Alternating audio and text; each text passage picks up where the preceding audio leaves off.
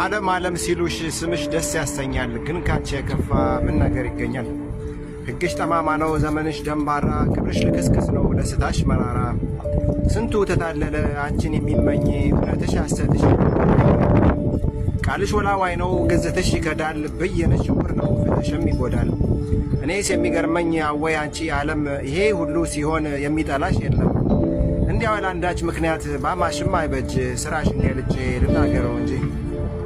የዳኛ ቀማኛ የእስረኛ ንጹሕ የመኳንንትም ኪሌዶችን ብልህ የአዋቂ ግልጃጃ ይሙኝ ብላተኛ የአረመኔ መልካም የቄስ አመፀኛ የችግረኛ ቸር የሀብታም ንፉግ የወዳጅ ከሃዲ የባላንጣ ደግ መኖሩን አስተውለን በዚህ ዓለም ላይ ጠልቀን ስናስበው መርምረን ስናይ በጣም የሚያስቸግር አንድ ሚስጥር አለው። ብልህ ሰው ይራባል ሲተርፈው ደንቆሮ፣ ጎበዝ ሠራተኛ ሲሞት ተቸግሮ፣ ሰነፍ ይጨፍራል በጌትነት ሰክሮ። መጽሐፍን አንብቦ ይህንን ሲያስተውል ያልሠራ እንዳይበላ የሚለውን ቃል እያየ ከመሳቅ ማን ነው ዝም የሚል?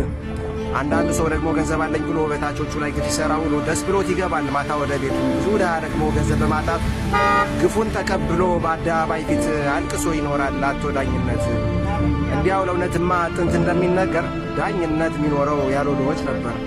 ከዚህ ሁሉ ደግሞ በጣም የሚብስ የሰው ልጅ ሲወለድ ገና ሲጸነስ አንዱ ሀብታም ሆኖ አንደኛው ባለአልጋ፣ አንዱ ባለጸጋ፣ አንዱ በሽተኛ፣ አንዱ ድሃ ሆኖ አንዱ ችግረኛ፣ የበላይ የበታች ሆኖ ይወለዳል። አንደኛው ሲጠቀም አንደኛው ይጎዳል።